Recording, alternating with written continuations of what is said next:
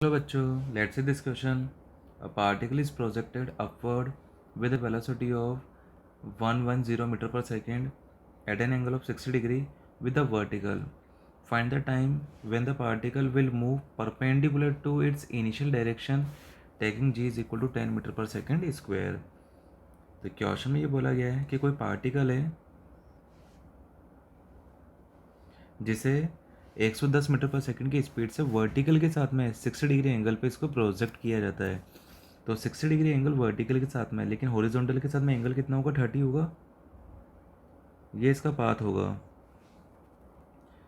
तो इसको थ्रो किया गया u is equal to 110 metre पर सेकेंड से 30 degree angle with the horizontal से।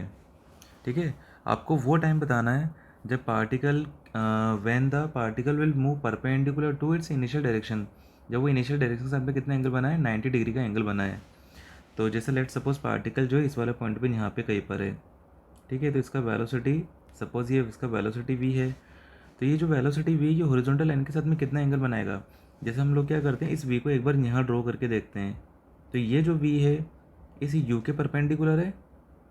ठीक है, तो ये पूरा एंगल आपका यहाँ से लेकर यहाँ तक ये 90 है, राइट, ये 90 है। तो ये एंगल कितना आ जाएगा आपका? ये एंगल आ जाएगा 60। तो 60 किसके साथ में? हॉरिजॉन्टल के साथ में। मतलब ये एंगल यहाँ पे कितना बनेगा? 60 डिग्री का एंगल बनेगा, राइट। तो इस केस में जब ये इसके परपेंडिकुलर होगा तब ये हॉरिजॉन्टल के साथ में कितना एंगल बनाएगा? 60 डिग्री का एंगल बनाएगा। अच्छा, इस केस में क्या होगा? जो हॉरिजॉन्टल कंपोनेंट है वो तो क्या बना रहेगा? यहाँ पे सेम बना रहेगा, क्योंकि हॉरिजॉन्टल एक्सेलरेशन क्या होता है? 0। तो देर इज नो horizontal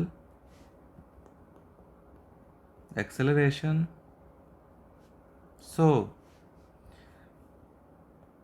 तो हॉरिजॉन्टल जो वेलोसिटी कंपोनेंट है कांस्टेंट होगा, तो u cos 30 ये इनिशियल कंपोनेंट है हॉरिजॉन्टल वेलोसिटी का। ठीक है, और इस वाले पॉइंट पे क्या होगा? ये होगा v cos 60 के बराबर होगा। अच्छा, u का वैल्यू आपको क्या गिवन है?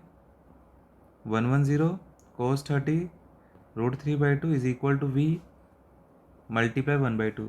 तो यहाँ से v मिलेगा हमें 110 √3 मीटर पर सेकेंड।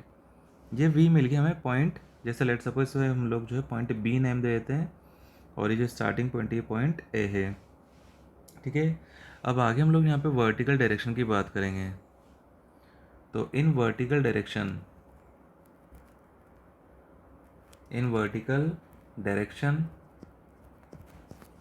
तो वर्टिकल डायरेक्शन हम लोग जो है यहाँ पे v is equal to u plus 80 ये वाला इक्वेशन यूज़ ले रहे हैं।